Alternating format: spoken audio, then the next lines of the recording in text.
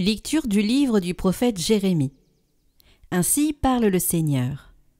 Poussez des cris de joie, Jacob, acclamez la première des nations. Faites résonner vos louanges et criez tous. Seigneur, sauve ton peuple, le reste d'Israël. Voici que je les fais revenir du pays du nord, que je les rassemble des confins de la terre.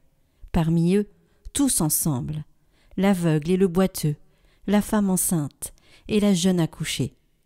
C'est une grande assemblée qui revient. Ils avancent dans les pleurs et les supplications.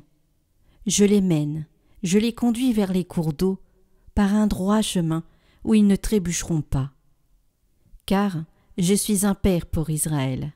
Éphraïm est mon fils aîné.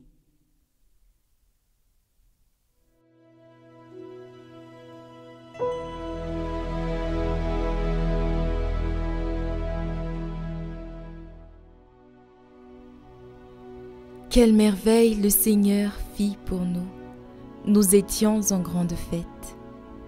Quand le Seigneur ramena les captifs à Sion, nous étions comme en rêve. Alors notre bouche était pleine de rire, nous poussions des cris de joie. Alors on disait parmi les nations, quelle merveille fait pour eux le Seigneur. Quelle merveille le Seigneur fit pour nous. Nous étions en grande fête. Ramène, Seigneur, nos captifs, comme les torrents au désert, qui sèment dans les larmes, moissonnent dans la joie. Il s'en va en pleurant, il jette la semence. Il s'en vient dans la joie, il rapporte les gerbes.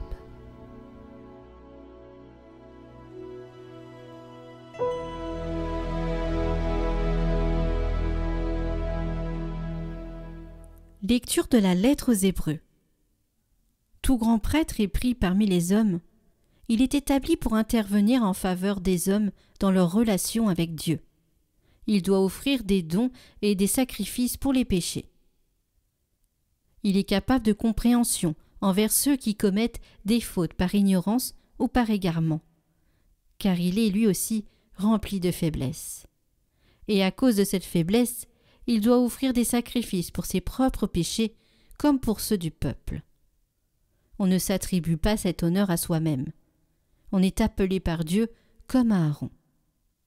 Il en est bien ainsi pour le Christ. Il ne s'est pas donné à lui-même la gloire de devenir grand prêtre. Il l'a reçu de Dieu, qui lui a dit « Tu es mon fils, moi aujourd'hui je t'ai engendré », car il lui dit aussi dans un autre psaume « Tu es prêtre de l'ordre de Melchisédek pour l'éternité. »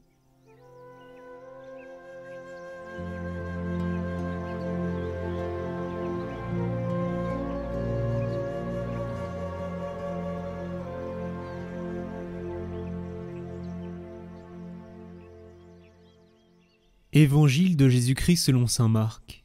En ce temps-là, tandis que Jésus sortait de Jéricho, avec ses disciples et une foule nombreuse, le fils de Timée, Bar-Timée, un aveugle qui mendiait, était assis au bord du chemin. Quand il entendit que c'était Jésus de Nazareth, il se mit à crier « Fils de David, Jésus, prends pitié de moi !» Beaucoup de gens le rabrouaient pour le faire taire, mais il criait de plus belle « Fils de David, prends pitié de moi !» Jésus s'arrête et dit « Appelez-le !» On appelle donc l'aveugle et on lui dit « Confiance, lève-toi, il t'appelle. » L'aveugle jeta son manteau, bondit et courut vers Jésus. Prenant la parole, Jésus lui dit « Que veux-tu que je fasse pour toi ?» L'aveugle lui dit « Rabouni, que je retrouve la vue. » Et Jésus lui dit « Va, ta foi t'a sauvé. » Aussitôt l'homme retrouva la vue, et il suivait Jésus sur le chemin.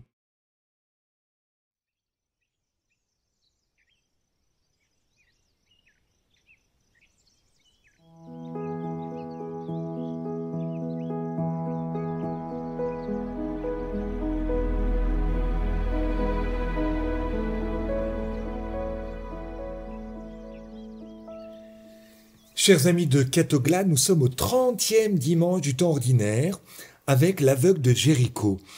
De quoi cet aveugle est-il le symbole?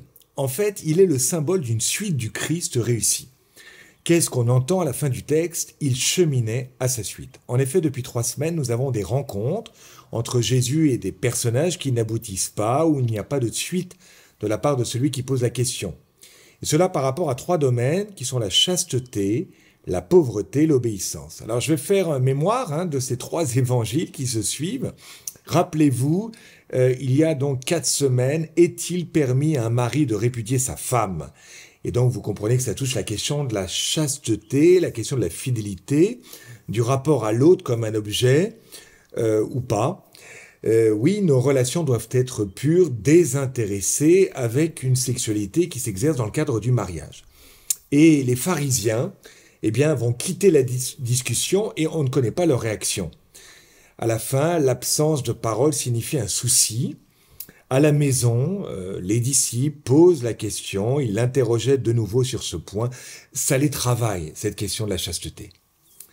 La pauvreté, c'était ce jeune homme riche. Bon maître, que dois-je faire pour avoir en héritage la vie éternelle? Et là encore, on a une figure de disciple qui veut suivre Jésus, ou plus exactement Jésus l'invite à le suivre, et il repart tout triste. Pourquoi? Parce que Jésus était sa solution, il n'a pas réussi à lâcher ses biens, il a un souci par rapport à la pauvreté. Après la chasteté, la pauvreté, l'obéissance, c'était dimanche dernier, Jacques et Jean qui veulent avoir les premières places. Nous voulons que tu fasses ce que nous allons te demander. Et Jésus leur propose l'inverse, non pas de siéger à droite et à gauche, mais d'être esclave. Celui qui veut être grand, qu'il soit l'esclave, le serviteur de tous. C'est-à-dire quelqu'un qui obéit. Un esclave, c'est même plus qu'un serviteur, c'est quelqu'un qui entre dans l'obéissance. Donc on a 3 propositions exigeantes qui vont toucher la chasteté, la pauvreté et l'obéissance. Et les 3, en fait, sont aveugles. Les 3 n'arrivent pas à être dans cette suite. Ils ne voient pas bien comment sortir de leur étroitesse par l'indissolubilité du mariage, par rapport à l'argent ou par rapport à l'orgueil. Et donc il y en a un, qui est cet aveugle de Jéricho. La guérison en elle-même, elle n'est pas racontée, c'est pas un problème. Ce qui est intéressant, c'est qu'on nous dit qu'il suit. À la fin du texte, il va suivre le Christ. Et donc cet aveugle va symboliser en quelque sorte la transformation intérieure du disciple qui est possible. Tu crois que la chasteté c'est impossible, que la fidélité avec l'époux c'est impossible. Mais si, l'aveugle de Jéricho te montre ce disciple qui suit. La pauvreté, elle est possible. Le jeune homme riche n'a pas dit oui, mais d'autres ont dit oui. Et l'aveugle de Jéricho, qu'est-ce qu'il fait? Il jette son manteau, signifiant par là cette pauvreté. Et l'obéissance, elle se voit dans cet aveugle de Jéricho qui se met à sa suite, c'est-à-dire derrière lui, comme le disciple, vient derrière moi celui qui est plus fort que moi. Alors, comment on sort d'une impasse? Peut-être 2 clés. Comment vivre cette transformation pour rentrer dans cette suite, devenir disciple. La première attitude, c'est de reconnaître qu'on a un souci. Seigneur, je n'y arrive pas. Faut arriver à voir qu'on ne voit pas. Exactement ce que dit Jésus dans Saint Jean. Si vous étiez aveugle, vous n'auriez pas de péché, mais maintenant vous dites, nous voyons. C'est pour cela que votre péché subsiste. Jean 9, 41. Est-ce que je me rends compte que j'ai un souci par rapport à ces 3 domaines? Par exemple, par rapport à la chasteté, moi je rencontre des personnes qui disent « Nous ne pouvons pas nous marier parce que nous devons faire une grande fête et cette fête, on n'a pas l'argent. » Je leur dis « Écoutez, moi je vous marie, ça fait 5 ans, 6 ans, 7 ans que vous êtes ensemble, vous avez un enfant, je vous marie. » Et gratuitement, et je vous passe ma salle après, d'accord. Bon. Donc des fois, quelles sont les objections par rapport à la chasteté, les objections par rapport à la pauvreté? En quoi ma propriété, est-ce que je me rends compte, elle peut priver des personnes? Est-ce que je vois le bien que je pourrais faire avec mes biens? Quels sont les arguments qui font que je garde les choses pour moi? Et par rapport à l'obéissance, essayons de voir, vous voyez, tous les lieux, on a besoin d'exister par le pouvoir, au lieu d'être au service de la volonté de l'autre, du besoin de l'autre. Le rapport à l'autorité, c'est assez largement. Alors, quand vous êtes dans cette reconnaissance d'un souci, c'est-à-dire « Seigneur, je n'y arrive pas », dans l'un des 3 domaines, ou 2 ou 3 domaines, eh bien à ce moment-là, vous allez crier, comme cet aveugle de Jéricho. En fait, parfois, nous ne voulons pas crier parce que nous sommes dans le fatalisme ou une sorte de mauvaise compréhension de la providence. Les choses sont comme cela, ça va pas changer, bon, on va garder la paix au bord de la route avec notre petite boîte, là, et puis les gens vont nous mettre un peu de sous. Voilà, il fait trop chaud en été, pas assez en hiver avec notre manteau, mais en fait, on veut de l'argent, mais on veut pas voir. On est là à ne pas vouloir que les choses changent. Le chrétien est celui qui crie, qui n'a pas une fausse compréhension de la providence en disant « Écoute Dieu, j'accepte ma situation ». Non, je ne l'accepte pas. Je me mets en colère, car j'aime, car je veux changer, car j'ai de l'espérance. Seigneur, sauve ton peuple, le reste d'Israël, dit la première lecture. Ramène, Seigneur, nos captifs, dit le psaume. Je suis captif de l'obéissance, de la pauvreté, de la chasteté, que je vis pas bien, viens me libérer. Et parfois le Seigneur, vous voyez, nous met ou nous laisse dans des situations parfois compliquées, de péché parfois même, il nous laisse pour qu'on puisse crier. En fait, tu n'as pas assez crié. Hein, que cette difficulté soit un moyen pour toi de revenir à moi. Hein, c'est lui, le grand prêtre, comme dit la deuxième lecture, qui nous fait passer d'une vie humaine à une vie divine. Alors Seigneur, je te présente ma vie, je te présente mes difficultés par rapport à la chasteté, mes difficultés par rapport à la pauvreté, à l'image du jeune homme riche et qui s'en va tout triste, ou par rapport à l'obéissance en consentant à la volonté des autres, parce que tu me parles à travers les autres ou à travers les situations que je dois accepter. Hein, bien sûr qu'il y a des situations où il nous faut crier, puis d'autres il faut accepter. Eh bien, dans ces difficultés, viens à mon secours, je t'en supplie, je crie vers toi, afin que je devienne un véritable disciple. Amen, bon dimanche.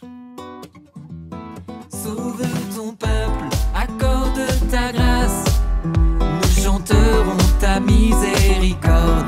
Sauve ton peuple, accorde ta grâce, alléluia, alléluia. Bienheureux ceux qui prient et qui pleurent, ton amour vient consoler leur cœur. Bienheureux les petits et les pauvres, le royaume des cieux est à eux. Bienheureux ceux qui prient et qui pleurent, ton amour vient consoler leur cœur. Bienheureux les petits et les pauvres, le royaume des cieux est à eux. Sauve ton peuple, accorde ta grâce, nous chanterons ta miséricorde. Sauve ton peuple, accorde ta grâce, alléluia, alléluia. Pour ceux qui ont soif de justice, ils seront abreuvés de l'esprit. Bienheureux sont les cœurs doux, les cœurs purs, ils auront ta terre en héritage. Heureux ceux qui ont soif de justice, ils seront abreuvés de l'esprit. Bienheureux sont les cœurs doux, les cœurs purs, ils auront ta terre en héritage. Sauve ton peuple, accorde ta grâce, nous chanterons ta miséricorde. Sauve ton peuple, accorde ta grâce, alléluia, alléluia.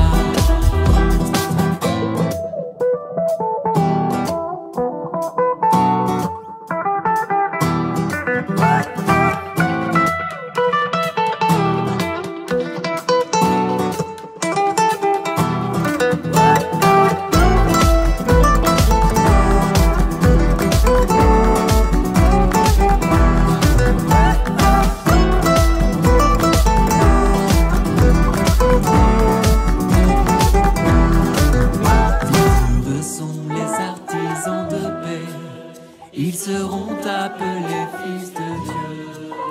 Bienheureux ceux qui souffrent pour ton nom, tu les combleras de tes bienfaits. Bienheureux sont les artisans de paix, ils seront appelés fils de Dieu. Bienheureux ceux qui souffrent pour ton nom, tu les combleras de tes bienfaits. Sauve ton peuple, accorde ta grâce, nous chanterons ta miséricorde.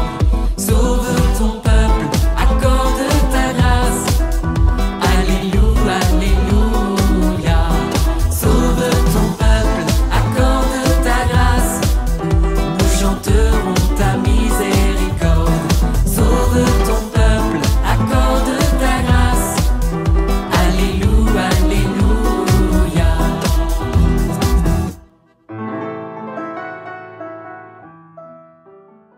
Prions pour toutes les intentions déposées en commentaire cette semaine.